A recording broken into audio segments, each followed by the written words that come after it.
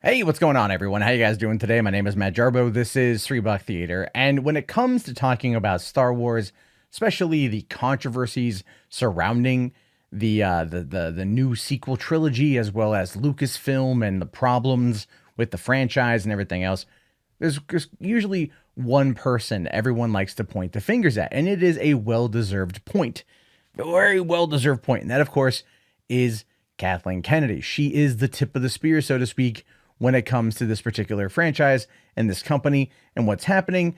And, people have been criticizing her for quite some time. Ever since the release of The Last Jedi, it has been amped up to 10. Even people like John Campea, who you would never actually think would ever go against the House of Mouse, actually went against the House of Mouse and called her out. Arguably after Jeremy Jahns made it okay to do so, but he still did it nonetheless. That being said, Kathleen Kennedy finally responded. And she says here that she loves the criticism of Star Wars. Okay. Yeah, sure. Okay. She loves the criticism of Star Wars. Let's find out more, shall we? Star Wars producer Kathleen Kennedy opened up about her feelings regarding the negative feedback from certain fans. After being acquired by Disney, Lucasfilm moved forward with plans to produce new Star Wars films under the leadership of the newly appointed President Kathleen Kennedy. Since then, Lucasfilm has released 4 Star Wars films that have been well received in most cases and reignited a passion for the franchise with a new generation of fans. Did it? Now, look, I am supportive of where things are right now, at least of where things are going. The Mandalorian, Jedi Fallen Order, Cassian Andor, Star Wars Resistance Season 2, Star Wars Clone Wars Season 7, the Obi-Wan series, whatever's coming in the future theatrically. They're on a better trajectory now. That is true. But I don't know if it's really reignited a passion with the franchise with a new generation of fans, because does that really make a lot of sense? It reignited a passion for new fans. I mean, that kind of feels like a bit of a, doesn't really work grammatically speaking. But anyway, however, not every decision has been has pleased, or not everyone has been pleased with the direction of the franchise, particularly after the distinct divisive creative decisions made in Rian Johnson's The Last Jedi, and a vocal segment of the fan base has placed the blame primarily on Lucasfilm's Kathleen Kennedy, which makes sense. She's the head of the company. She's the head of the snake. She's the head. The buck stops with her. I don't think that's inaccurate to make that particular assumption. Now, during an interview with Yahoo Movies, Kathleen Kennedy noted that while some of the negative feedback can be frustrating, the team at Lucasfilm generally loves hearing what fans have to say about the new Star Wars films. Who's she referring to in regards to the frustrating? It's obviously a certain group of people. Saying here, frankly, I love the feedback and frankly, the criticism. You develop a bit of an armor, but you learn from that. It's like having a continual focus group that's out there telling you things, whether it's what you want to hear or what you don't want to hear. Kathleen Kennedy also assured fans that filmmakers behind the new Star Wars films are fans themselves and simply trying to make the best movies possible. Saying we are just like the fans out there. We are trying to find what's cool, what's heartfelt, what's strong storytelling. So I have to say, within reason, I love the feedback. And I'm pretty sure within reason, she's obviously referring to like not calls for her termination or calls for any kind of harm to come to her or, slights against her as a person or her reputation. And I get that. Like, I completely understand what that within reason boils down to, what it really means. But maybe she's not lying here, because I know people out there are going to try to twist this as some kind of thing where she's not lying and she's really just trying to like play it off like I'm not injured, she's like really crying underneath.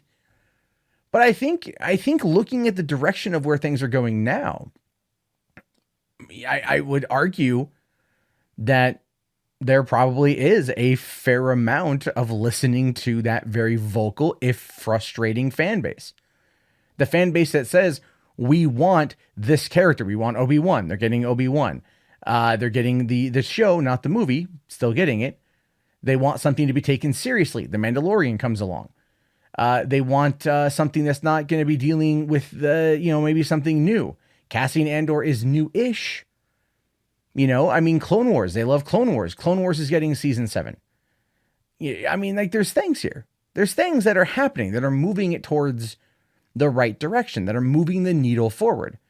Now, whether or not that actually translates into anything good or bad, I literally have no freaking idea. But what I do know, and what I've known from following this now as long as I have, is that we are seeing a shift. We are seeing a change. The Last Jedi fundamentally hurt the franchise. There's no two ways to describe it. I think even if you're a fan of the movie, like, I think you can still realize that there are fair criticisms to The Last Jedi. You might like certain artistic directions.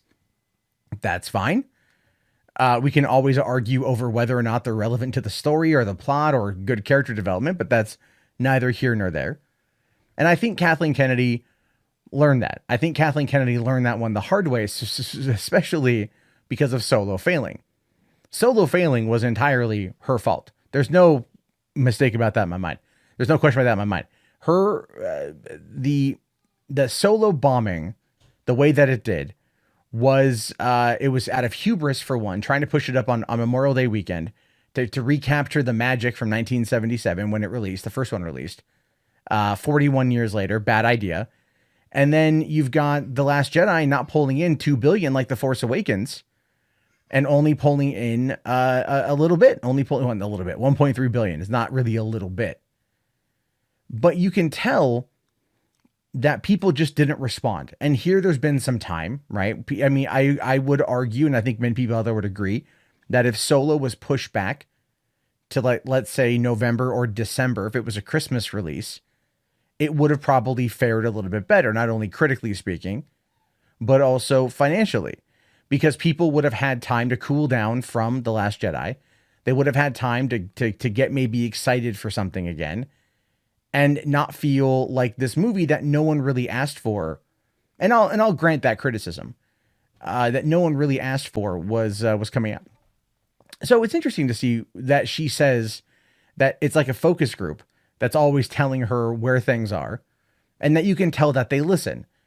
And the focus group oftentimes listens to the worst. They want you to criticize it the most, because that's where they can glean the best information from.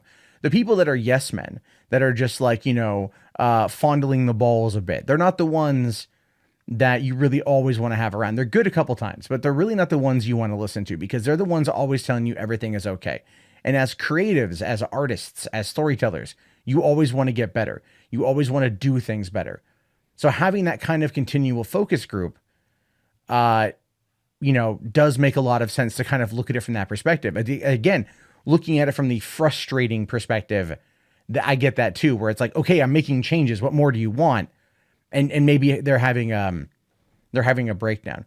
You want my honest opinion here. You want my honest opinion. What Kathleen Kennedy and the Star Wars Story Group should do is do a Star Wars summit from some of the biggest fans out there and the biggest critics out there. Bring them all into one location and have like maybe a full day roundtable where they sit down, and you've got like you've got your diehard fans, you've got your gray order, the middle ground people, and then you've got the Fandom Menace.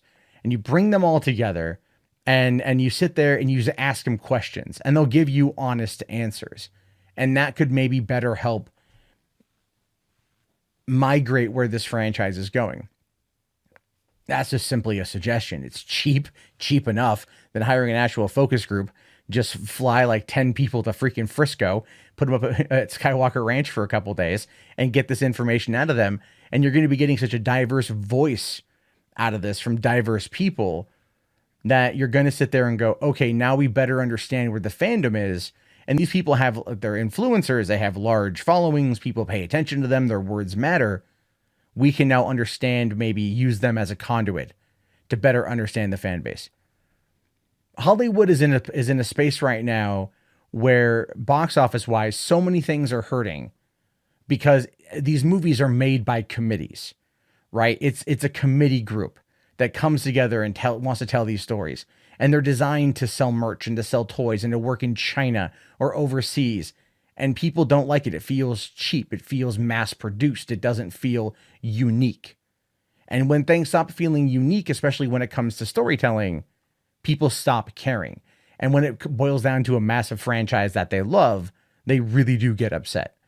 Now, I have been out there and said multiple times that I very much enjoy where things are going. And I think now is probably one of the best times to be a Star Wars fan since 2004.